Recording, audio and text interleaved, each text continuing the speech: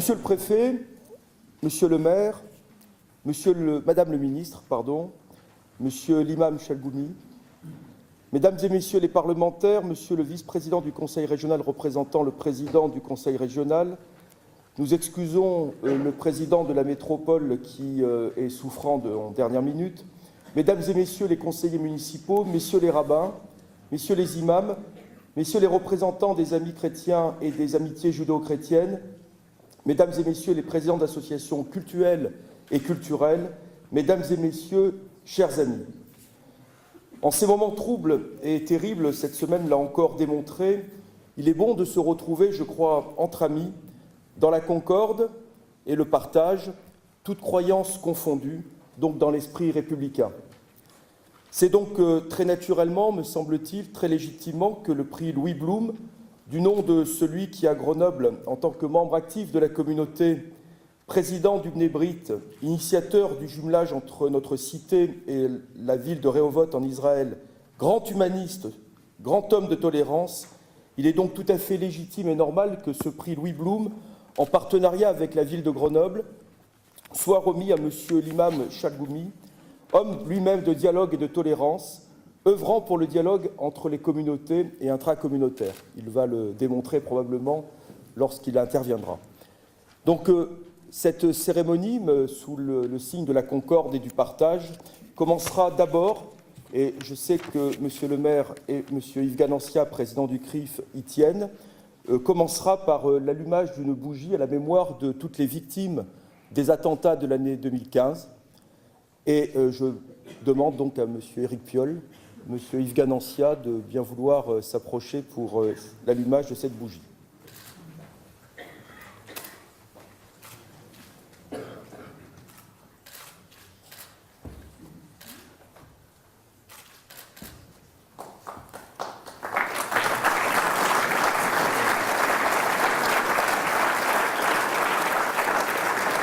Observer une minute de silence à la mémoire donc, des victimes des attentats et du terrorisme pour l'année 2015.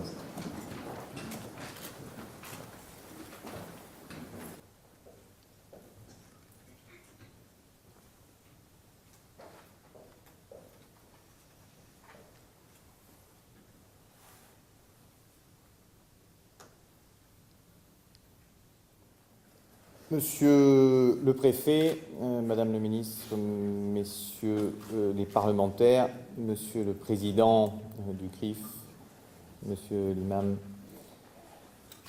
mesdames et messieurs les présidents d'associations, mesdames et messieurs les élus, mesdames et messieurs également qui êtes là pour ce prix contre le racisme et l'antisémitisme et qui voit en ce début d'année 2016 un geste particulier, encore plus particulier que les années précédentes depuis la création de ce prix.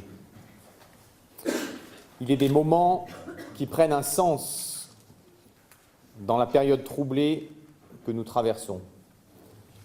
Et depuis de nombreux mois, notre pays est confronté à des actes de terrorisme d'une ampleur jusqu'alors inconnue. La liste des actes racistes et antisémites s'égrène, elle donne le vertige, elle pèse sur nos cœurs, elle pèse sur nos communautés, elle pèse sur la République, elle pèse sur l'humanité tout entière. Et elle fait réaliser à l'ensemble des résidents français la réalité du terrorisme dans le monde. Nous avons évidemment des pensées tout aussi fortes que pour la France, pour la Tunisie, la Turquie, où il y a 2 jours, notre ville sœur de Ouagadougou, à son tour frappée par le terrorisme. Alors aujourd'hui, je suis à vos côtés, la ville de Grenoble est à vos côtés pour célébrer les valeurs que portait Louis Blum, pour que ce prix vive. Et j'excuse le président Ferrari qui m'a contacté effectivement en fin d'après-midi pour me dire qu'il ne pouvait se joindre à nous car il est souffrant.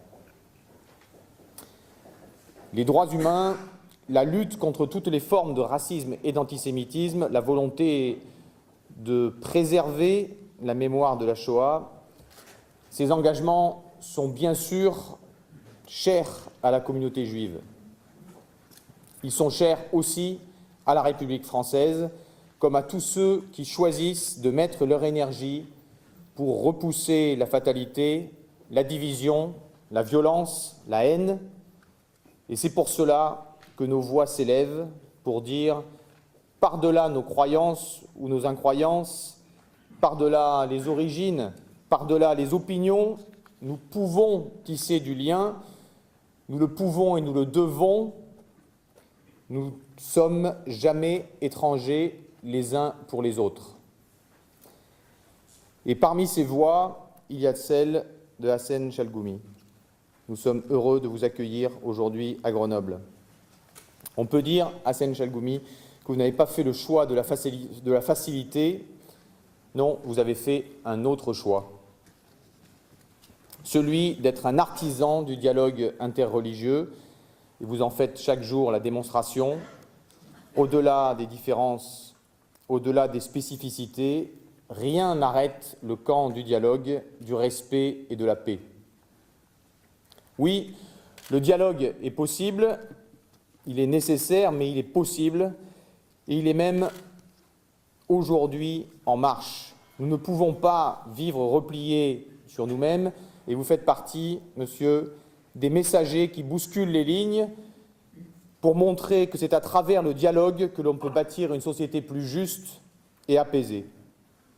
Comme toujours, les messagers suscitent à la fois l'espoir, le lien et parfois aussi l'incompréhension. Vous faites ce choix de refuser la fatalité et de refuser la facilité. Aujourd'hui, nous avons besoin de ce dialogue, nous avons besoin de ces échanges, de ces paroles, non pas pour dire forcément que l'on est d'accord sur tout et tout le temps, mais pour résister à toutes les formes de violence, de mépris, d'ignorance et d'injustice. Hassen Chalgoumi, je n'oublie pas non plus que votre commune, c'est Drancy. Aujourd'hui, Drancy est une ville de brassage, une ville mixte, mais son nom reste à jamais lié au tristement célèbre camp de Drancy. Ce camp, c'était la plaque tournante de la politique de déportation antisémite en France. C'est de là que sont partis tant d'hommes et de femmes et d'enfants innocents vers la mort. Depuis Drancy, vous avez fait porter votre voix à plusieurs reprises pour rendre hommage aux Juifs déportés, pour qu'ils ne s'effacent pas de nos mémoires, pour que des nouvelles générations, à Drancy et partout en France, se souviennent de ce que la folie des hommes peut produire. Vous avez agi pour que l'on fasse vivre la trace de l'histoire que, pour l'immense majorité d'entre nous, nous n'avons pas vécu directement, mais dont nous sommes clairement les héritiers. Vous avez agi pour dénoncer le nazisme, la violence, la haine, pour défendre les valeurs de la République. Merci pour cette voix, elle est précieuse, comme le sont toutes les voix qui s'élèvent en ce sens.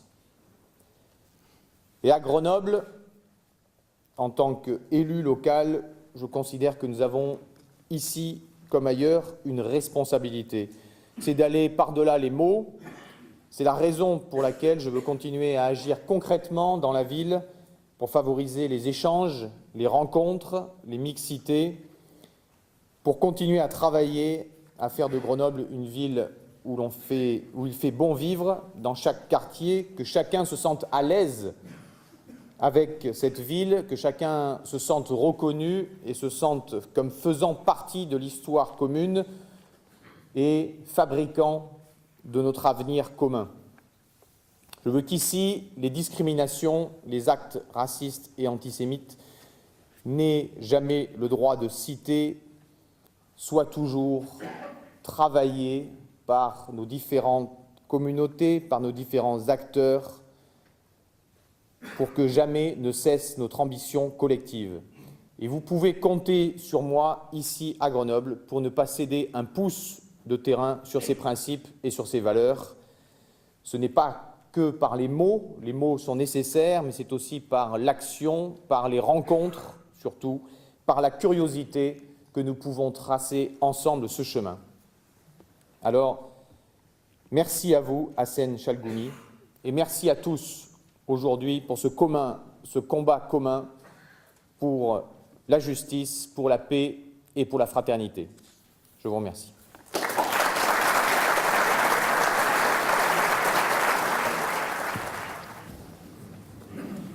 Merci, Monsieur le maire.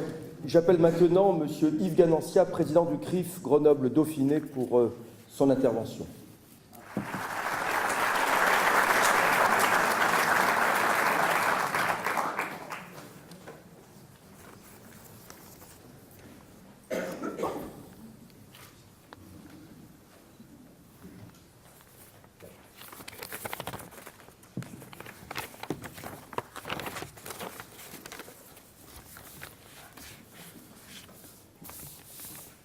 Monsieur le préfet, Monsieur le maire, Madame la ministre, Monsieur l'imam Chalgoumi, Mesdames et Messieurs les parlementaires, Monsieur le vice-président du Conseil régional, représentant le président du Conseil régional, Mesdames et Messieurs les conseillers municipaux, Messieurs les rabbins, Messieurs les représentants des Amis chrétiens d'Israël et des amitiés judéo-chrétiennes, Mesdames et Messieurs les présidents d'associations cultuelles et culturelles, Mesdames et Messieurs, chers amis, ce soir, je me présente devant vous coiffé d'une kippa.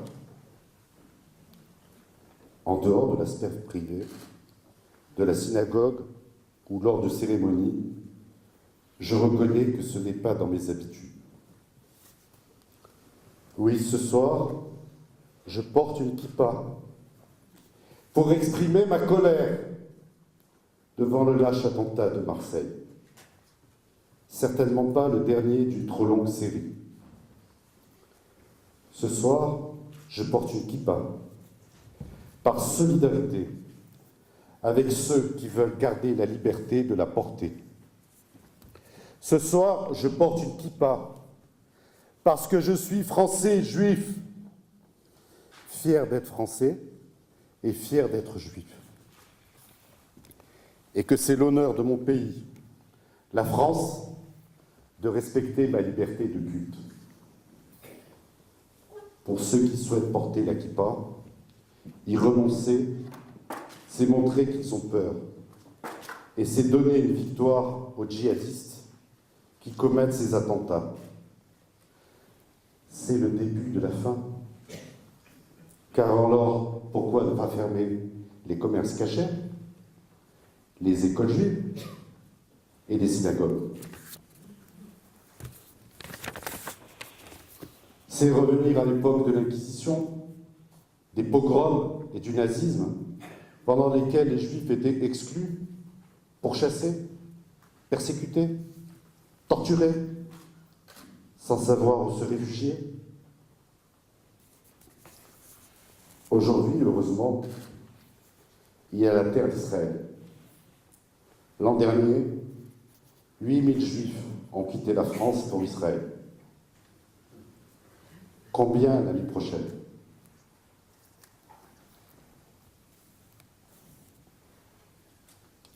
Cette année 2015 fut une année horrible pour notre communauté et pour notre pays. Les 7, 8 et 9 janvier 2015, les massacres de Charlie Hebdo, du jeune stagiaire de la police et de 4 juifs dans l'hypercachère ont mobilisé le 11 janvier 4 millions de personnes, 110 000 à Grenoble, pour protester contre la barbarie, défendre la liberté d'expression, s'indigner de l'assassinat de civils innocents. Mais que reste-t-il du formidable élan du 11 janvier? Que reste-t-il de cet esprit du 11 janvier?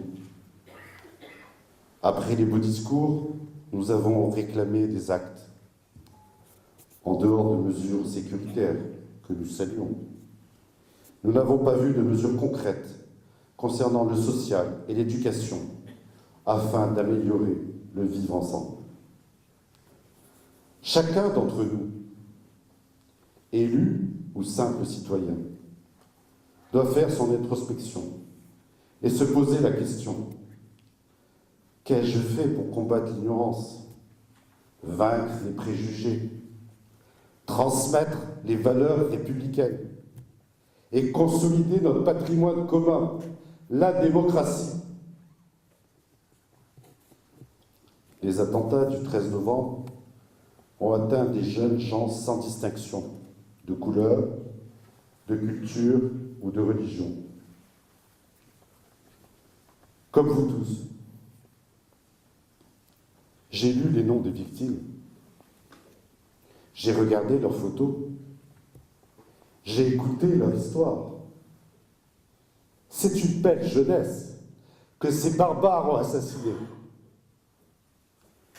Après la liberté d'expression et la liberté de conscience, ils ont voulu tuer notre liberté de vivre.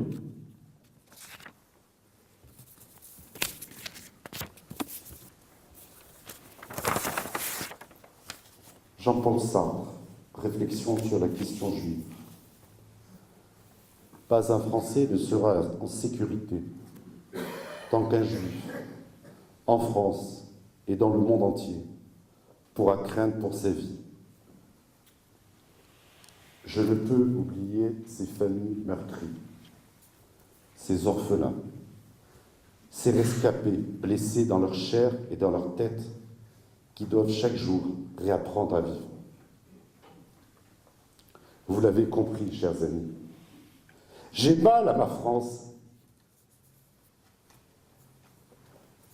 Dans ce contexte dramatique, le comité du CRIF Grenoble-Dauphiné a décidé de décerner le prix Louis Blount 2015 à M. l'imam Hassan Chalgoumi.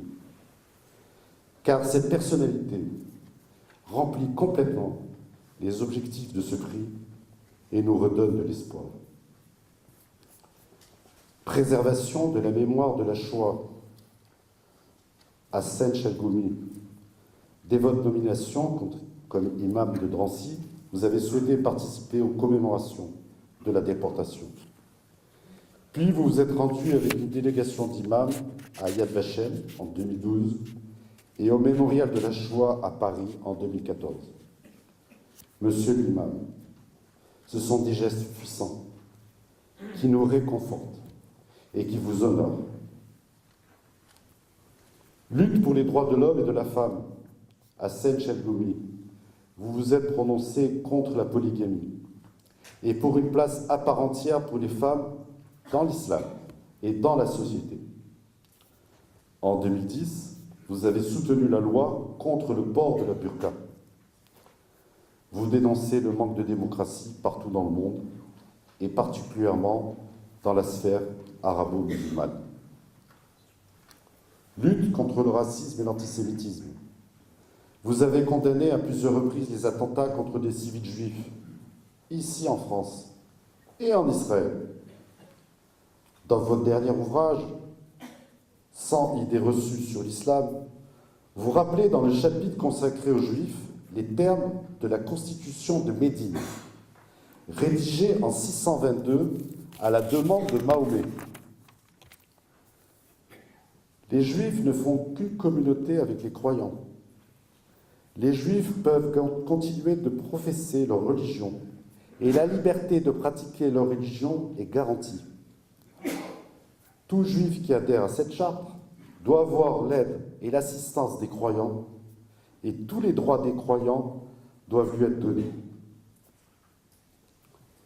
Mais vous êtes aussi un homme de dialogue et de proposition.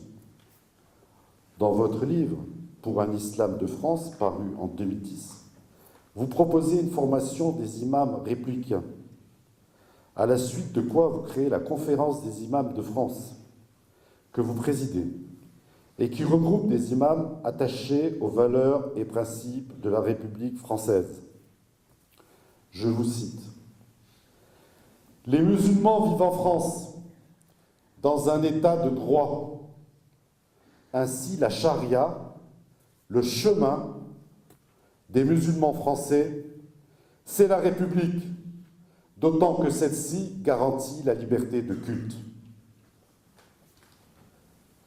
Sans jamais renier les principes de l'islam, vous faites preuve de pédagogie en donnant une lecture intelligente, ouverte et responsable du Coran.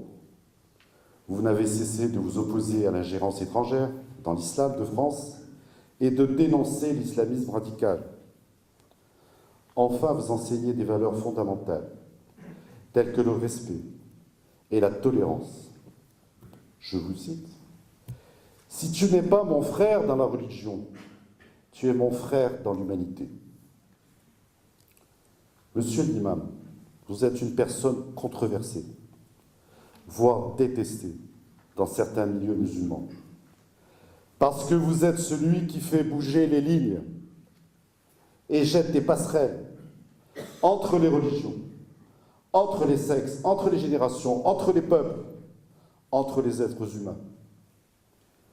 Aujourd'hui, notre pays a besoin de gens comme vous, qui ont le courage de s'engager pour la paix, au péril de leur vie.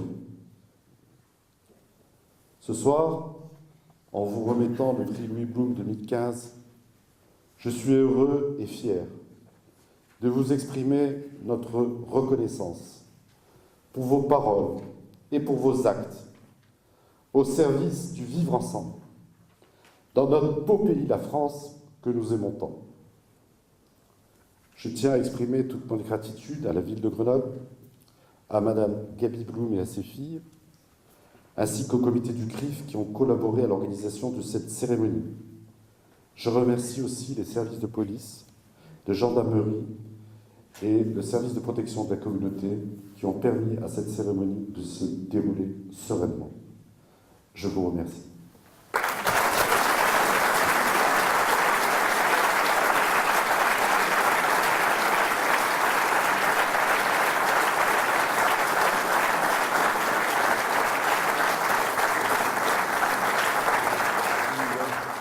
Et je donne maintenant la parole à Monsieur le préfet Jean-Paul Bonnetin. Merci beaucoup. Madame le ministre, député, monsieur le député, messieurs les sénateurs, monsieur le vice-président du conseil régional, monsieur le maire, cher Éric Piolle, mesdames et messieurs les élus, monsieur le président du CRIF, cher ami, cher Hassen Chalgoumi, mesdames, messieurs, SOS Racisme, Simone Veil, les juges de l'Isère, Beate et Serge Klarsfeld, le père Patrick Desbois, Claude Lanzmann, Simone Lagrange et Jean-Olivier Viou, Robert Badinter, Marek Alter, Georges Noger, Samia Essaba, Eva Sandler, Latifa Ibn Ziaten, Alexandre Arcadi. Vous rejoignez, cher Hassen Chalgoumi, la belle liste des lauréats du prix Louis Blume. Chacun, à leur façon, ont œuvré pour la préservation et la mémoire de la Shoah, la défense des droits de l'homme et la lutte contre le racisme et l'antisémitisme.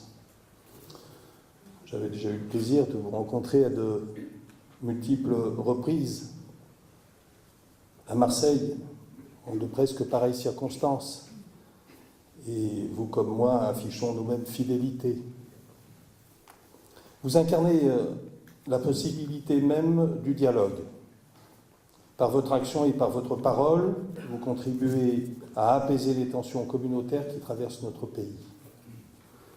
Vous démontrez que l'on peut, d'un même mouvement, défendre les valeurs de la République et un islam tolérant et ouvert sur le monde. Vous savez trouver les mots et les gestes qui permettent d'éviter tous les amalgames.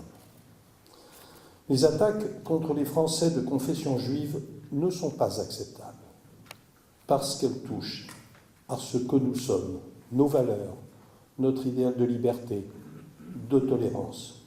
Ce sont donc des attaques contre la France. Ce discours, vous savez le tenir. tout en précisant que les Français de confession musulmane, par le sang qu'ils ont versé pour la défense de la patrie, par leur travail au service du pays, par leur talent, font aussi pleinement partie de notre histoire et de notre nation. Ils n'ont donc pas à s'en justifier en permanence. Ce vivre ensemble auquel nous aspirons, soudé par le principe de laïcité, doit demeurer notre guide, notre horizon. Il ne faut pas renoncer à ses origines, à son identité, à ses racines, mais au contraire, les verser au pot commun. La citoyenneté française est grande par la diversité des individus qu'elle accueille en son sein. En ces circonstances, je pourrais parler sécurité des mesures prises, mais ce soir, c'est bien la détermination, la conscience individuelle et collective face à l'intolérance et à la haine qu'il faut seulement évoquer.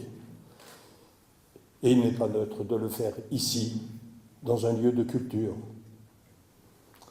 De même façon, voudrais-je témoigner de la mobilisation de l'éducation nationale et des enseignants, souvent bien seuls au quotidien, sur ces terrains abandonnés par de trop nombreux concitoyens, pour éduquer notre jeunesse de France, afin qu'elle ne se retrouve pas dans ce que certains lui proposent.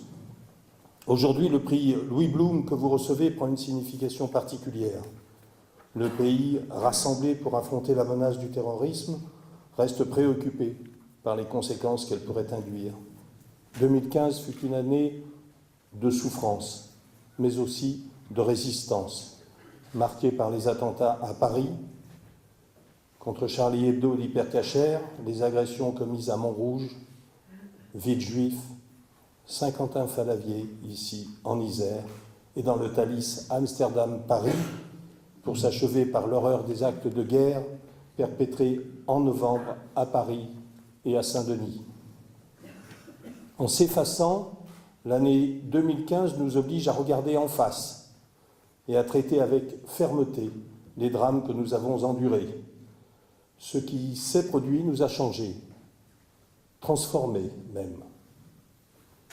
L'année 2016 doit être une année de vaillance et d'espérance, comme a dit le président de la République. Car malgré les drames, la France n'a pas cédé et ne cédera pas. Malgré les larmes, elle s'est tenue debout. Et face à la haine, elle a montré la force de ses valeurs, celle de la République. Permettez-moi une nouvelle fois de vous féliciter pour ce prix, cher Hassen, qui nous rappelle qu'il est urgent de dire et de redire haut et fort que l'islam authentique est l'exact contraire de ce que veulent en dire et en faire les terroristes. Cet islam, c'est le vrai islam, simplement. C'est un islam qui a toute sa place en France, avec les autres croyances et ceux qui ne croient pas, pour que, ensemble, nous continuions de savoir vivre ensemble.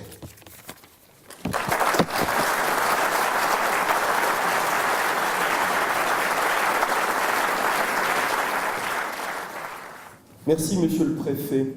Donc nous continuons les hommages et nous allons maintenant remettre le prix Louis Blum, ainsi que la grande médaille d'or de la ville de Grenoble qui sera remise par Monsieur le maire. Et j'appelle donc Monsieur Éric Piolle, maire de Grenoble, Mesdames Laurence et Sylvie Blum qui remettront le prix Louis Blum à Monsieur Hassen Chalgoumi, ainsi que Monsieur l'imam Chalgoumi, s'il vous plaît.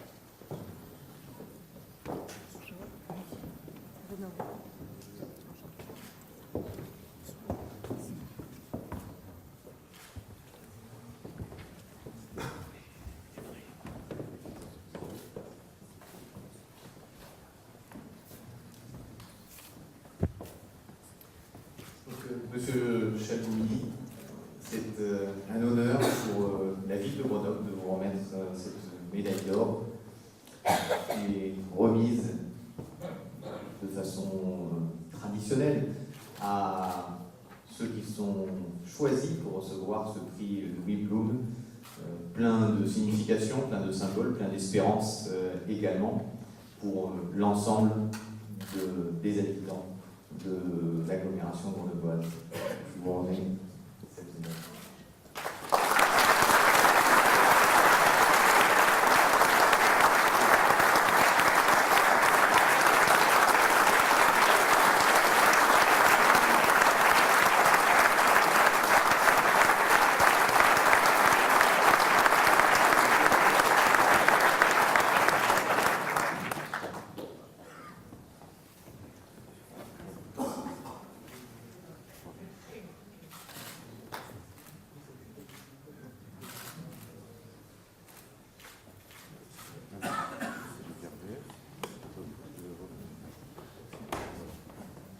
Bien, j'appelle Laurence, les filles de Madame Blum, qui vont vous remettre maintenant le prix Louis Blum. Voilà, avancez. Voilà, Laurence. Donc, je veux dire quelques mots. Je suis surtout ravie que ce prix soit remis à M. Chalgoumi. J'ai une très grande admiration pour vous et c'est vraiment magnifique que ce prix soit pour vous.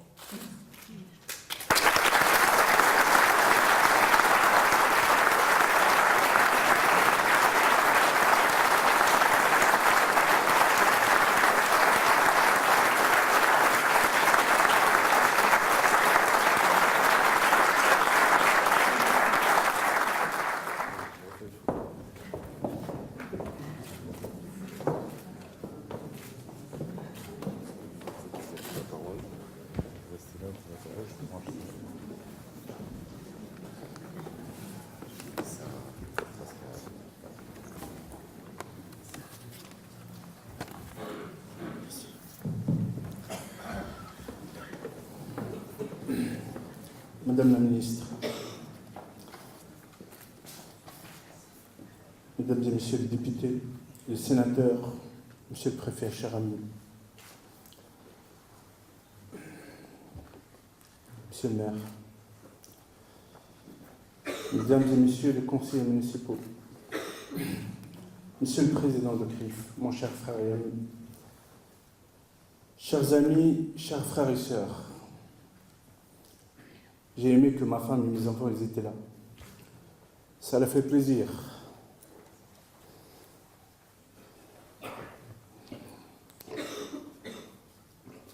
Monsieur le Préfet, j'ai une pensée énorme à tous nos forces de l'ordre, tous ces soldats, tous ces hommes et femmes, gendarmes, police. J'ai eu l'honneur, ça fait quelques semaines, j'étais au port d'Avion avec l'amiral et ses hommes. Je rends hommage à tous ces hommes qui veillent sur nous, qui veillent sur la nation, avec toutes les conditions qu'ils vivent avec. Toute une reconnaissance de tout mon cœur.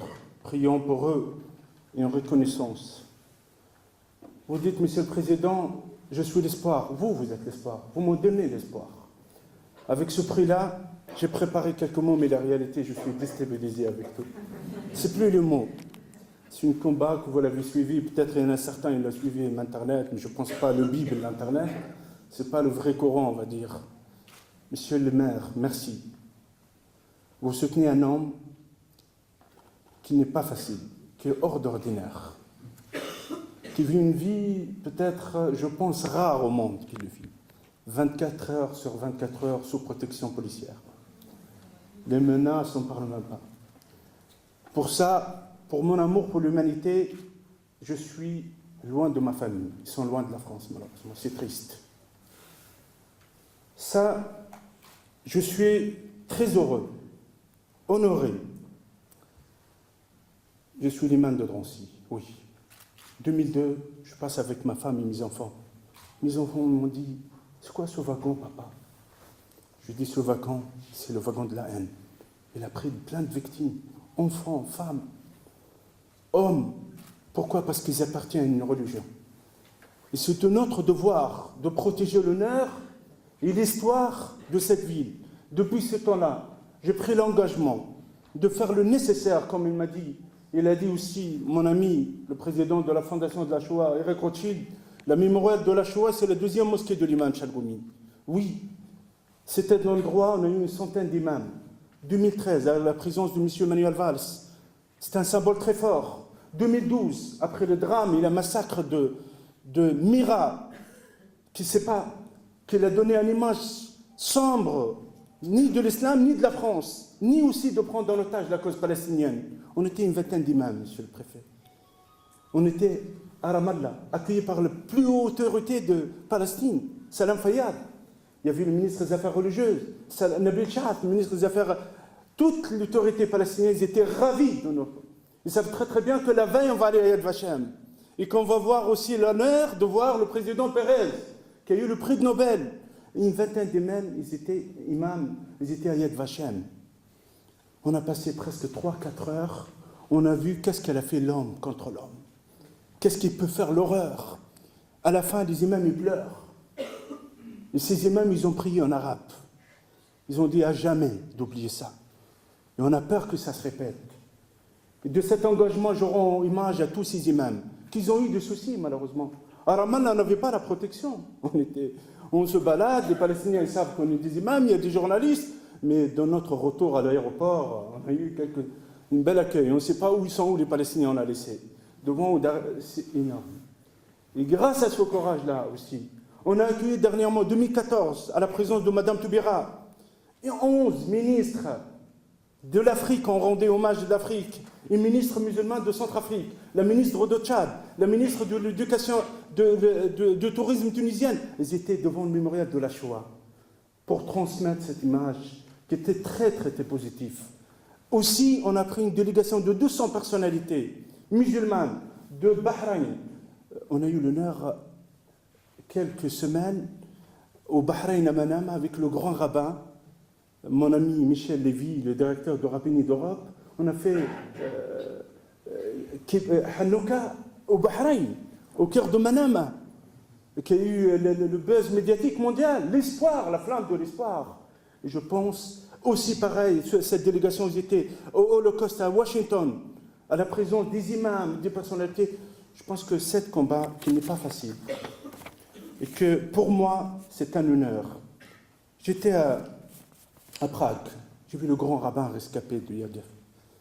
Il y avait un général américain, et les deux messages qui étaient en anglais, le général américain, il a dit « Je demande le pardon ». Le grand rabbin, il a dit « Pourquoi ?» Il a dit « Parce qu'on est arrivé trop tard ». Une journée, c'est équivalent des milliers de vies. Et le grand rabbin, qu'est-ce qu'il a dit? Le passé, malheureusement, c'est le passé. Mais vous savez, qu'est-ce qu'on peut conclure? Que les nazis, ils n'étaient pas nombreux. Mais la majorité, ils étaient très silencieuses. Oui, malheureusement. Quand des actes antisémites, de actes entre tels, quand la majorité, 1,5 milliard, je le demande, j'exprime, pour les musulmans qui sont pris en otage par Daesh, l'Aqmi, Boko Haram et d'autres, d'une minorité qui prend en otage l'islam et les musulmans, il faut que la majorité s'exprime. Il faut que la majorité, elle sorte de leur silence. Je pense que ça, c'est parmi les solutions. Ces barbares, ils tuent au nom de qui? On a vécu dernièrement des drames qui ne méritent pas la France, ni aucun pays au monde qui mérite autant de drames. Je pense qu'il faut avoir le courage. Cette minorité qu'ils ont massacrée aussi en Algérie, cette minorité déstabilise la Tunisie, cette minorité qu'ils ont pris en otage toute la Libye, et d'autres. Parce que 95% des victimes du terrorisme sont qui? Ce sont les musulmans. Et c'est eux, les musulmans aussi eux-mêmes, de rejeter ça, qu'est-ce qu'on appelle le djihadisme, le takfir, les frères musulmans, le salafisme. Ça, je pense, c'est un combat interne et très important, avec aussi votre soutien. L'image aussi de l'espoir. On prépare un avion de la paix, oui. C'est un avion, normalement, mais un voyage, tout un avion, jeunesse musulmane, française, belge aussi, qui vont partir à Ramallah et qui vont partir aussi en Israël pour avoir le pont de montrer l'amitié entre le peuple. En même temps aussi, j'espère que cette année, on réalise un centre de formation des imams. C'est très important. Au lieu de parler de la formation des imams à l'étranger, parce que souvent, malheureusement, on parle de la formation des imams au Maroc, en Algérie, tout le respect à tous les pays d'origine, mais on ne peut pas se servir que de former nos imams et nos jeunes ici. C'est très, très important. Et d'avoir aussi le courage, autant de victimes, de dire stop à l'ingérence étrangère. Stop, on ne peut plus. Stoppez cette ingérence, parce que la laïcité, elle nous permet de vivre notre liberté, de vivre notre conscience, de séparer le pouvoir de la religion. Mais quand on aura le courage de stopper cette ingérence à l'aveugle, je ne vais pas nommer tout le pays, j'ai déjà assez de menaces. Mais il y en a tellement de l'ingérence. Avoir la souveraineté, c'est ça. Je pense que c'est ça l'espoir de cette année. Et que, on va dire, vive la France. Merci infiniment. Toda Rabba. Shukran jazilan.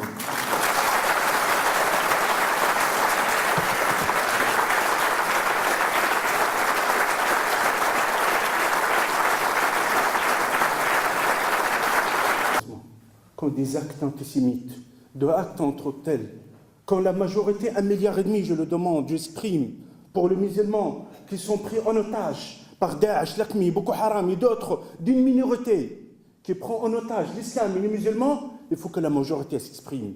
Il faut que la majorité, elle sorte de leur silence. Je pense que ça, c'est parmi les solutions. C'est la seule solution de rejeter la maladie de l'islam. Ces barbares, ils tuent au nom de qui? On a vécu dernièrement des drames qui ne méritent pas la France, ni aucun pays au monde qui mérite autant de drames. Je pense qu'il faut avoir le courage. Cette minorité qu'ils ont massacrée aussi en Algérie, cette minorité déstabilise la Tunisie, cette minorité qu'ils ont pris en otage toute la Libye, et d'autres. Parce que 95% des victimes du terrorisme sont qui? Ce sont les musulmans. Et c'est eux, les musulmans aussi eux-mêmes, de rejeter ça, qu'est-ce qu'on appelle le djihadisme, le takfir, les frères musulmans, le salafisme. Ça, je pense, c'est un combat interne et très important, avec aussi votre soutien. L'image aussi de l'espoir. On prépare un avion de la paix, oui. C'est un avion, normalement, mais un voyage, tout un avion, jeunesse musulmane, française, belge aussi, qui vont partir à Ramallah et qui vont partir aussi en Israël pour avoir le pont de montrer l'amitié entre le peuple. En même temps aussi, j'espère que cette année, on réalise un centre de formation des imams. C'est très important. Au lieu de parler de la formation des imams à l'étranger, parce que souvent, malheureusement, on parle de la formation des imams au Maroc, en Algérie, tout le respect à tous les pays d'origine, mais on ne peut pas se servir que de former nos imams et nos jeunes ici. C'est très, très important. Et d'avoir aussi le courage, autant de victimes, de dire stop à l'ingérence étrangère. Stop, on ne peut plus. Stoppez cette ingérence, parce que la laïcité, elle nous permet de vivre notre liberté, de vivre notre conscience, de séparer le pouvoir de la religion. Mais quand on aura le courage de stopper cette ingérence à l'aveugle, je ne vais pas nommer tout le pays, j'ai déjà assez de menaces. Mais il y en a tellement de l'ingérence. Avoir la souveraineté, c'est ça. Et je pense que c'est ça l'espoir de cette année. Et que, on va dire, vive la France. Merci infiniment. Toda Rabba. Shukran jazilan.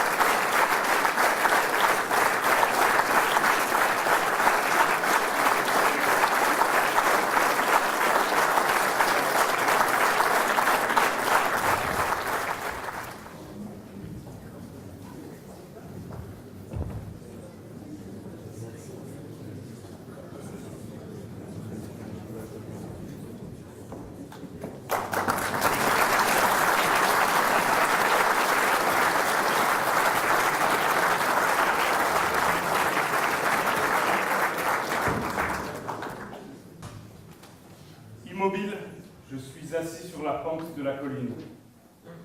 Le ciel est si limpide, la petite brise joue dans la verte vallée, où, au premier rayon du printemps, jadis, hélas, j'ai été si heureux.